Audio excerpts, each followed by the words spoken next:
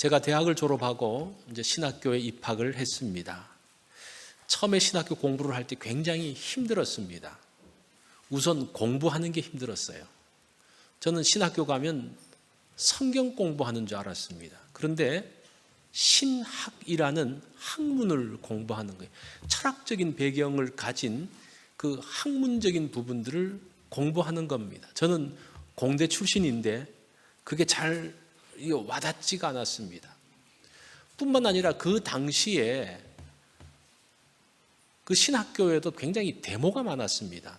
그래서 교수님들에 대해서 막 이야기하고, 제가 신학교 오기 전까지 정말 이름만 들어도 흠모했던 그 교수님들이 막 학생들에게 비난받고 그러는데 그게 굉장히 마음에 제가 상처가 됐어요. 충격이었고 상처가 되어졌습니다. 그러니까 공부는 힘들죠. 마음도 힘들죠. 그러니까 이거를 감당할 수가 없는 거예요. 그래서 어쨌든 그때 데모가 심해서 학기 중단에 그냥 끝났어요. 그게 저를 살렸습니다. 그러면서 그 다음부터 조금씩 적응해 나가기 시작을 했습니다. 그리고 방학이 되었습니다. 그때 의정부에 있는 동신기도원이라고, 거기서 어떤 선교단체에서 하는 수련회에 참여를 했습니다. 거기서 산상수훈의 말씀을 들으면서 제가 알았던, 멀리 있던 하나님이 정말 나의 하나님이고 나를 만나 주신다는 것을 제가 그때 깊이 만나고 깨달았습니다. 그러면서 그때 기도하고 울면서 기도하고 했던 그 경험들이 있어요. 그리고 난 다음에 이제 한 번씩 그 기도원을 가요. 제가 이제 그 이후에 기도원을 가는데 그 기도원에 딱 들었으면요, 그때 그 생각이 나는 거예요. 그 들었던 말씀이 생각이 나고, 그때 길을 거들면서 기도했던 것이 생각나면서 이 온몸에 소름이 쫙 돋습니다. 지금은 미국에 있어서 거기 갈 수 없지만 그래도 그 장소를 생각하면요, 그때 그 모든 모습들이 생각이 나고 내 마음이 새로워지는 것을 느낄 수 있습니다. 이게 초심의 모습이에요. 이런 초심의 장소, 내가 처음 시작했던, 내가 은혜 받았던 그 처음 장소를 기억하고 그러면서 내 마음을 새롭게 할 수 있는 곳이 있다면 그것이 얼마나 소중한지 몰라요. 이것은 신앙적인 것뿐만 아니라 우리의 사람과의 관계에서, 부부와의 관계에서, 모든 면에서 그 초심, 처음의 자리를 기억한다는 것은 얼마나 큰 축복인지 모릅니다. 우리가 땅 이야기 네 번째 시간 베델인데, 이 베델은 초심을 일깨우는 장소입니다. 길을 잃었을 때에 그곳에 가면 다시 길을 찾을 수가 있습니다. 오늘은 초심의 장소인 베델로 우리 한번 같이 가 보겠습니다. 이 베델이라는 곳은 아브라함이 가나안 땅에 들어왔을 때에 처음으로 제단을 쌓고 여호와의 이름을 불렀던 장소가 베델입니다. 이 베델은 아브라함과 함께 등장을 합니다. 그리고 베델은 야곱과 관련해서는 굉장히 중요한 장소입니다. 베델 들판은 야곱이 하나님을 만난 장소입니다. 그리고 그가 나중에 길을 잃고 신앙적으로 영적으로 길을 잃었을 때에, 그리고 그 어려움 가운데 있을 때에 다시 초심의 장소인 베델로 돌아가서 다시 자신의 신앙의 모습을 찾고 다시 인생의 길을 찾았던 장소가 바로 베델입니다. 그래서 그의 신앙의 여정에서 베델은 참으로 축복의 장소였습니다. 베델은 사사기에도 나옵니다. 여사사 드보라가 활동했던 장소가 베델입니다. 사사기 20장에 가면 이제 베냐민 지파 땅 기브아에서 한 사건이 터지죠. 레위 사람의 첩을 하루 종일 밤새도록 괴롭히고 성폭행하고 그러면서 와서 결국은 그 첩이 죽게 되잖아요. 그 사건으로 인해서 온 이스라엘이 분노하게 되어집니다. 그러면서 이스라엘이 모여가지고 저 베냐민 사람들 그냥 둬서는 안 되지, 그런 일이 벌어져요. 그래서 베냐민 사람들한테 이야기하면서 너희들 가운데서 이런 일이 벌어졌는데 그 사건 주모자를 잡아서 내라, 우리가 그 사람을 처벌하겠다. 그런데 베냐민 지파가 그걸 안 해요. 그러면서 전쟁이 벌어지지 않습니까? 이스라엘 온 지파와 베냐민 사이에 전쟁이 벌어집니다. 그러면서 전쟁할 때 어디로 전쟁을 누가 먼저 나갈까요? 물었던 장소가 바로 베델입니다. 자, 이 베델에서 정말 중요한 것은 여로보암 왕 때입니다. 솔로몬 왕이 죽고 난 다음에 이스라엘은 남북으로 나누어집니다. 솔로몬을 반대하여 북쪽의 10지파가 모여서 여로보암을 왕으로 세우고 2지파가 다윗의 혈통 솔로몬의 아들 르호보암을 왕으로 세우게 되죠. 이 여로보암은 북쪽 지파, 더 많은 땅, 더 많은 사람들을 가지고 있었던 이 여로보암이 자기가 더 많은 영토와 백성들이 있음에도 불구하고 자기가 정통성이 없으니까 굉장히 마음이 불안한 거예요. 열등감을 느낍니다. 그리고 이스라엘 백성들은 1년에 한 번씩 예루살렘 성전에 가가지고 최소한 1년에 한 번씩, 보통 이제 3번이라 그러는데 이 예루살렘으로 가야 됩니다. 그 자기 나라 백성들이 예루살렘 가서 제사를 드리고 하나님 앞에 예배하고 또 그 사람들과 만나면 분명히 이 사람들이 남쪽 사람들하고 짝짝꿍해서 자기를 몰아낼까 봐 굉장히 불안해하는 거예요. 그래서 국경을 차단해 버립니다. 그리고 북쪽에 예루살렘 성전하고 비슷하게 뭔가를 만들어요. 거기에 금송아지, 베델의 금송아지 단을 만들고 단의 금송아지 단을 만드는데 이 베델이라는 장소에 이 금송아지 신상을 만들어 놓습니다. 이 베델이 뭔가 그들 가운데 중요한 장소였기 때문입니다. 그러면서 그 베델은 그 명성의 치명타를 입게 됩니다. 남유다의 마지막 경건한 왕 요시야는 신앙개혁을 하면서 우상들을 척결하는데 그 기사를 보면 베델에서 엄청난 우상들이 나옵니다. 그 베델이라는 장소가 뭔가가 이스라엘 백성들 가운데 옛날에 전에 했던 헤브론 때처럼 뭔가가 그 상징적인 장소였기 때문에 거기에 우상들을 많이 놓았던 것을 볼 수가 있습니다. 뿐만 아니라 이 베델은 아모스와 호세아서에서도 나옵니다. 그 당시에 여로보암 2세는 굉장히 강력한 힘을 가지고 통치했던 시대입니다. 경제적으로도 부강했습니다. 번성하는 시기였습니다. 그때 아모스 선지자가 베델의 우상들을 비판하자 베델의 제사장 아모스가 이렇게 이야기를 해요. 아모스 7장 13절에 보면 다시는 베델에서 예언하지 말라. 이는 왕의 성소요 나라의 궁궐임이니라. 이 베델을 왕의 성소라고 이야기합니다. 북왕국의 성소라고 이야기해요. 예루살렘 성전과 비견되어지는 북왕국의 성소인데 네가 감히 그 성소를 비난해? 너 그러려면 나가. 뭐 이런 식의 반응입니다. 그런 말하는 사람은 왕을 모반한 자라고 뭐 굉장히 세게 이야기를 합니다. 베델 땅은 그대로 있어요. 옛날이나 지금이나 똑같은 모습을 하고 있는데 사람들이 그 땅을 왜곡시키고 있는 것을 보게 됩니다. 원래 베델은 축복의 장소입니다.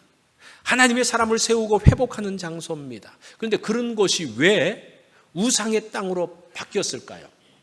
그 우상의 땅으로 바뀌어진 장소로 우리 한번 같이 가보도록 하겠습니다. 그게 열왕기상에 나오는 내용이죠. 베델을 저주로 바꾼 결정적인 계기가 솔로몬 이후 분열왕국 때입니다.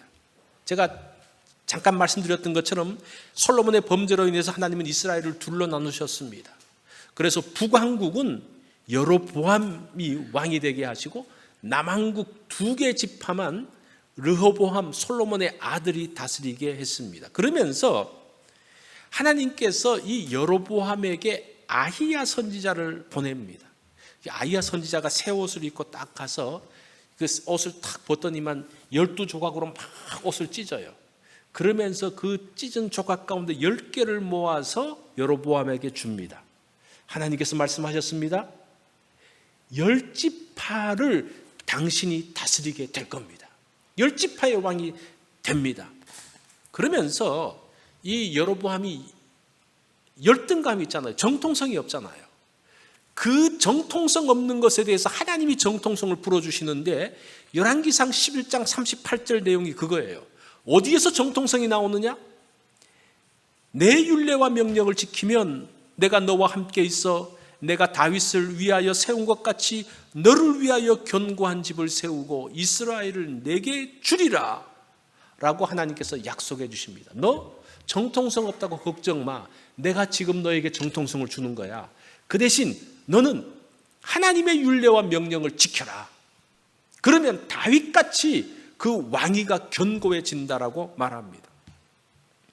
그런데 여로보암이 하나님 말씀을 듣고도 뭔가 부족한 거예요. 과연 그럴까? 나는 정통성이 없는데, 그리고 매년 이스라엘 사람들은 다 예루살렘 성전으로 가야 되는데 그때에 무슨 일이 벌어질지 모르고 그 가운데 반란 세력이 일어나서 나를 죽이면 어떡해? 그러면서 이 여로보암이 고민을 합니다. 그 고민하는 내용이 12장 27절로 28절에 나옵니다. 제가 한번 읽어볼 테니까 여러분 잘 들어보세요.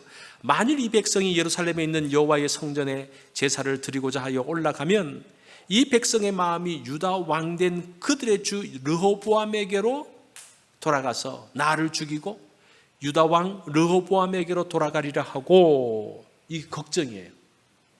그 사람들끼리 자꾸 만나다 보면 정이 들고, 야 어디가 정통성이 있냐 그 말하다 보면 르호보암이 정통성이 있으면서 그들이 힘을 합쳐서 나를 죽이면 어떡하지? 그 고민.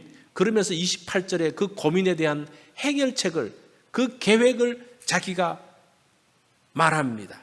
그게 뭡니까? 이에 계획하고 두 금송아지를 만들고 무리에게 말하기를 너희가 다시는 예루살렘에 올라갈 것이 없다. 이스라엘아, 이는 너희를 애굽 땅에서 인도하여 올린 너희의 신들이라.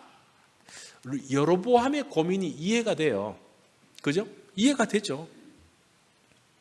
그런데 그 고민이 있는데 그 고민에 대해서 하나님께서 분명히 답변하셨습니다. 열지파를 너에게 주겠다. 내가 너에게 정통성을 부여하는 것이다. 너는 하나님의 율리의 말씀을 지켜라. 그러면 된다. 근데 그게 안 믿어지는 거예요.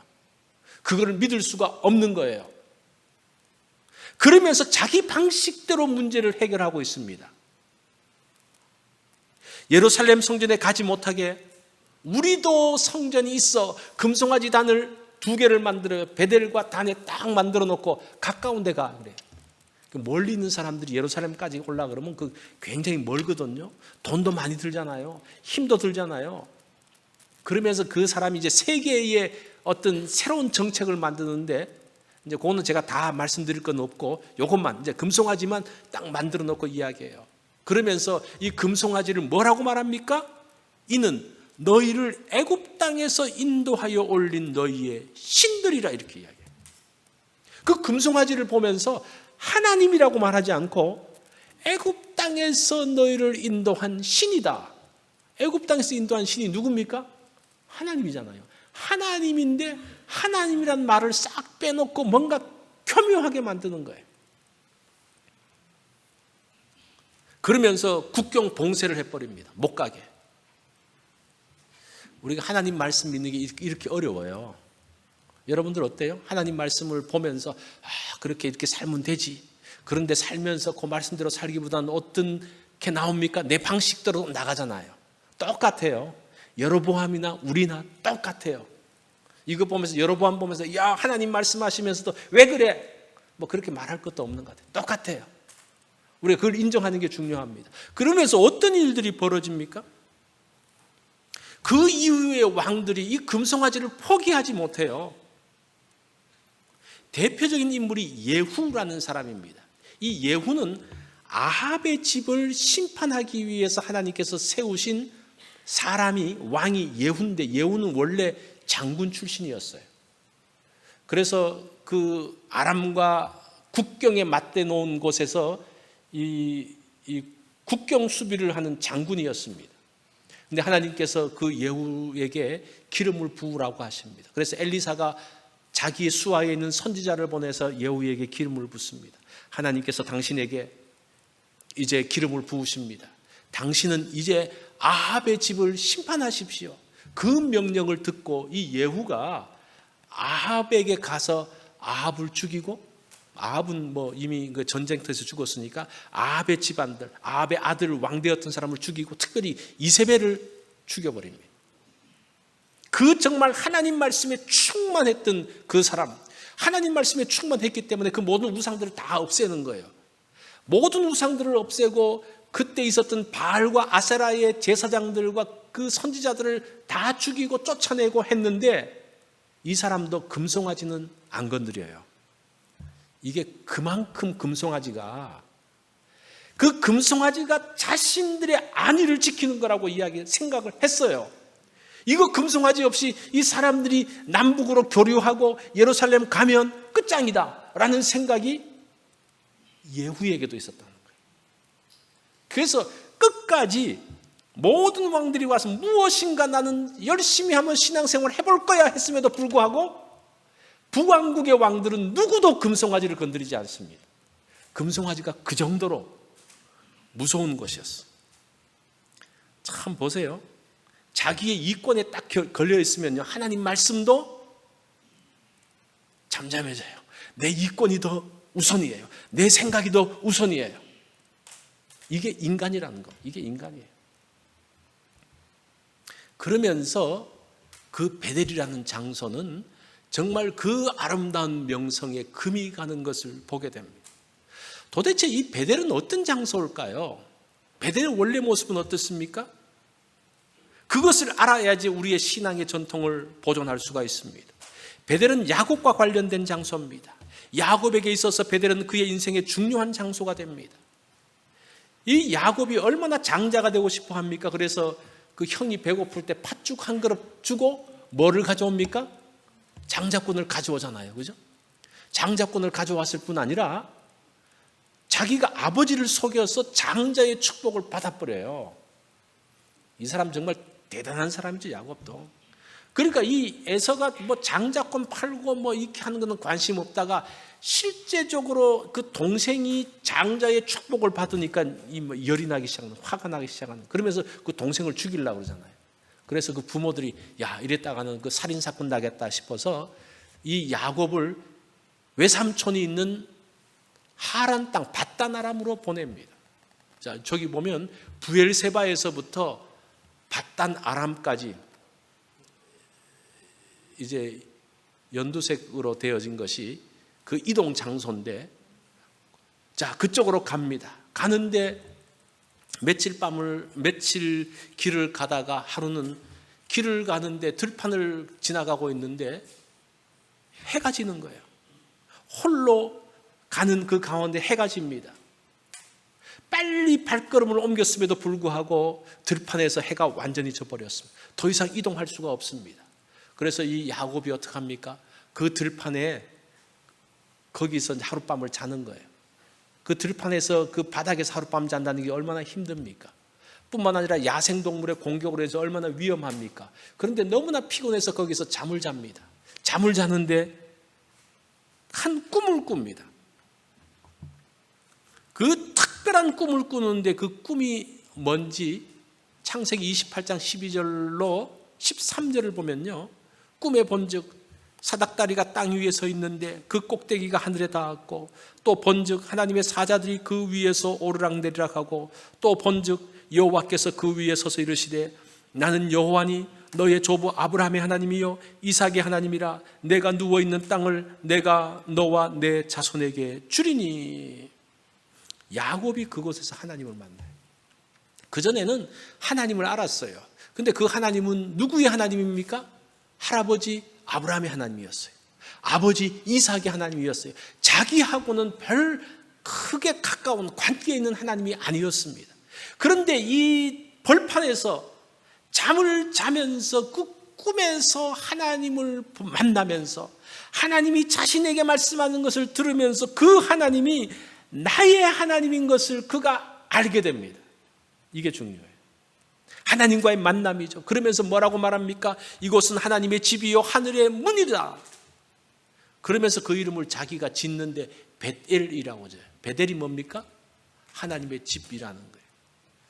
아마 한국이고 미국이고 가장 많은 교회의 이름 가운데 하나가 베델 교회일 거예요. 왜냐하면 베델 자체가 하나님의 집이라는 말이기 때문입니다. 베델은 야곱이 하나님을 만났던 장소입니다. 그 후에 야곱이 이제 밧다나람에 가서 그 외삼촌 집에서 20년의 시간을 보내잖아요.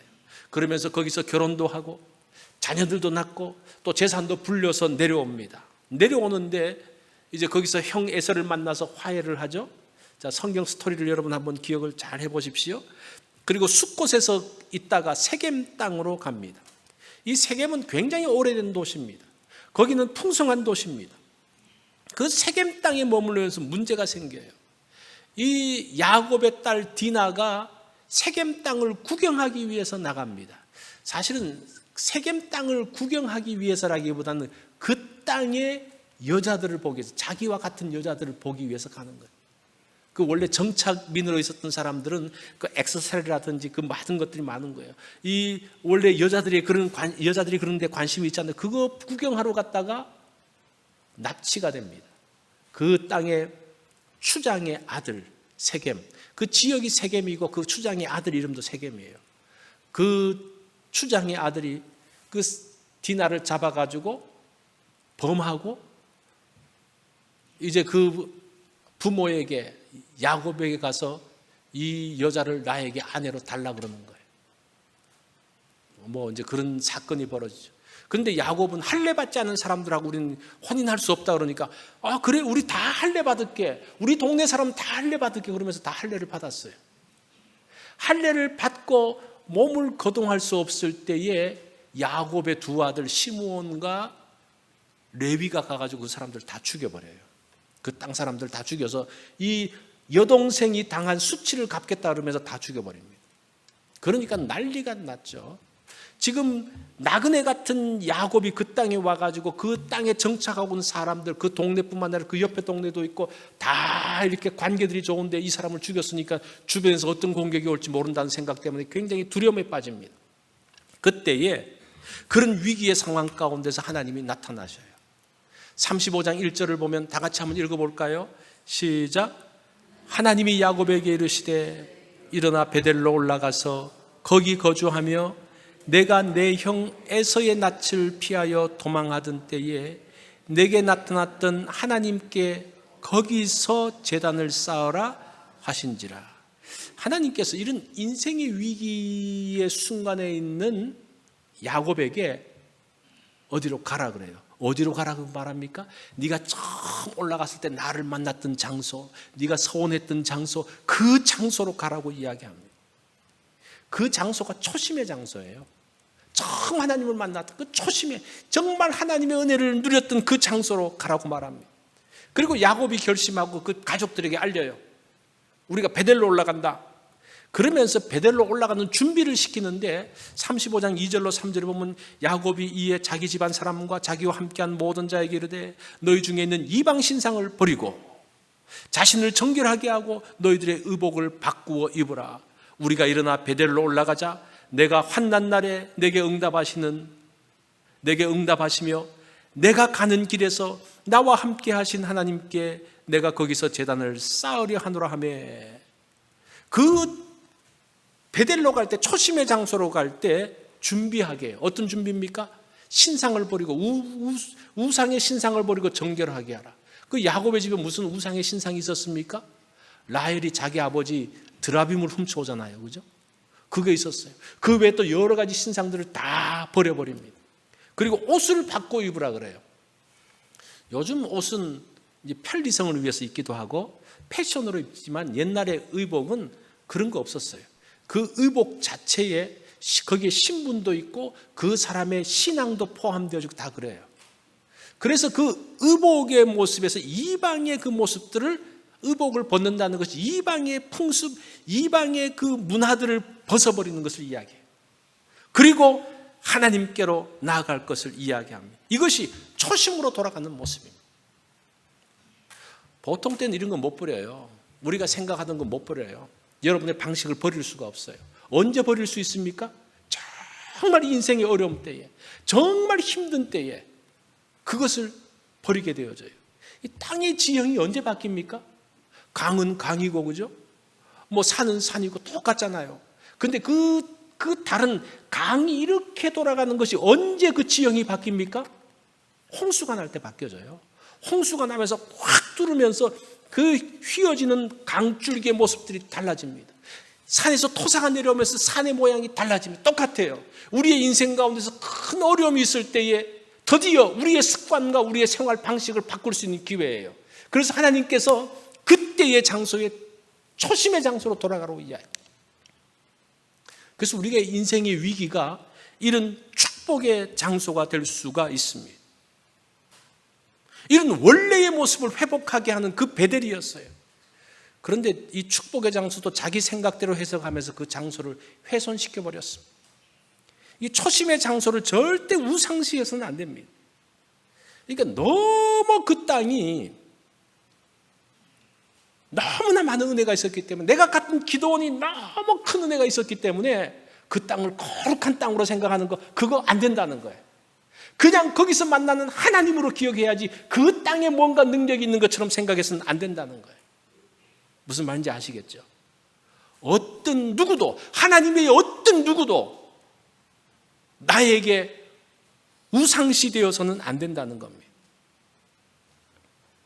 영화 리멤버 타이탄이라는 그 영화가 있는데, 이 영화는 1971년 버지니아 알렉산드리아 지역을 배경으로 하는 그 실화를 바탕으로 만든 영화입니다. 1971년대는 인종차별이 심한 시기였습니다.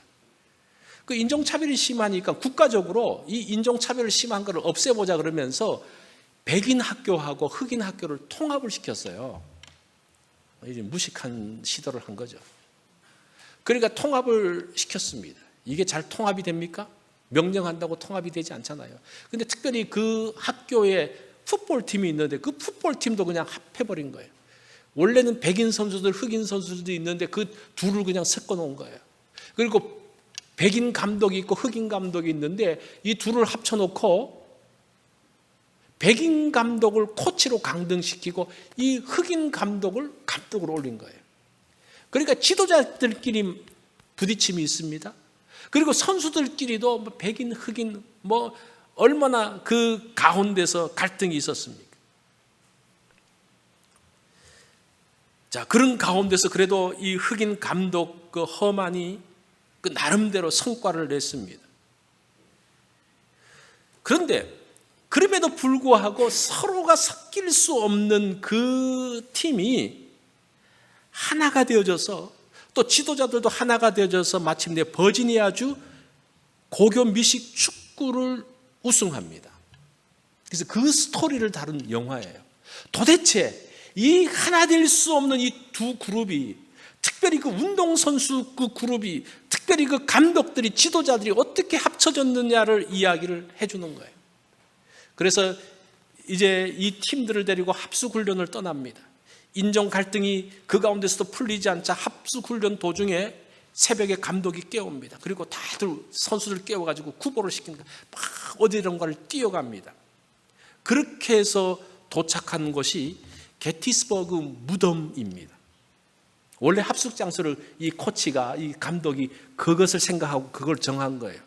이 게티스버그가 어떤 곳입니까? 남북 전쟁에서 가장 참혹한 전투가 벌어졌던 것입니다. 또 유명한 것이 링컨이 게티스버그 연설이라는 곳에서 굉장히 유명한 연설을 하잖아요. 그죠? for the people, by the people, 또 of the people, 그 순서가 뒤바뀌었는데 어쨌든 그 유명한 연설을 했던 겁니다. 그리고 그들이 뛰어가가지고 자기도 모르게 그냥 새벽에 와서 졸린 상태에서 와서 보는데 그 무덤이 쫙 있는 거예요. 이 풋볼 감독이 게티스버그 전사자들의 무덤에 도착해서 이런 이야기를 합니다. 이 숭고한 땅에 두 발을 딛고 있으면서 마음을 합치지 못한다면 우리 역시 망가질 것이다. 서로를 인정하는 법만 배운다면 사나이다운 시합을 펼칠 수 있을 것이다. 지금 이 감독이 역사적인 땅에서 이야기를 하고 있어요. 이 땅은 어떤 땅입니까? 남북전쟁, 지금 흑인들을 해방하기 위해서, 인종차별을 없애기 위해서 싸웠던 그 인종의 차별을 모든 사람들은 다 똑같다는 것을 하기 위해서 전쟁 벌이고 그 전쟁 때문에 죽었던 사람들 앞에서 그 연설을 하는 거예요. 이런 장소가 어떤 장소라는 거예요? 미국의 초심의 장소예요. 너희들 지금 이렇게 싸우는데 지금 우리의 선배들이 뭐 때문에 죽은 줄 아냐? 이 갈등 때문에 죽은 거야. 이 앞에서 너희들이 한번 양심의 손을 얹고 한번 보라는 그런 이야기를 하는 겁니다. 그러면서 선수들이 하나가 되어졌습니다. 그 땅은 미국에서 정말 초심을 깨우칠 수 있는 땅이죠. 이런 곳이 초심의 장소입니다. 초심의 장소는 우리를 새롭게 하는 힘이 있습니다. 여러분은 이런 초심의 장소가 있습니까? 하나님을 처음 만났던 장소? 부인할 수 없는 하나님의 은혜 앞에 굴복한 그러한 장소가 있습니까? 하나님의 말씀의 영광을 보았던 그러한 장소가 있습니까? 그것이 초심의 장소인 베델입니다. 이것이 너무나 강력하기 때문에 그것을 우상시할 수 있어요. 저도 말씀드렸던 것처럼 그 기도원 생각하면 지금도 소름이 확 돋아요. 정말 우상시할 만한 그런 장소예요. 그런데 초심의 장소는 그 장소가 아니라 그때 만난 하나님을 기억하는 것이라는 겁니다. 이 베델이 그 땅이 중요한 것이 아니라 그때 만난 하나님을 이스라엘 백성들이 기억을 했다면, 여로보암이 그 베델에서 그 베델의 땅이 아니라 그 만난 하나님을 기억했다면 그는 다시 하나님의 말씀에 귀를 기울일 수 있었을 것입니다. 거기서 믿음이 생길 수 있었을 것이라는 겁니다. 자, 오늘 우리가 이 베델에 대한 말씀들을 보면서 오늘 우리는 나의 베델에서, 여러분들이 가졌던 초심의 장소에서 다시 한번 나를 돌아보는, 다시 한번 그 은혜를 기억하는 그러한 시간이 되어지기를 바랍니다. 기도하겠습니다.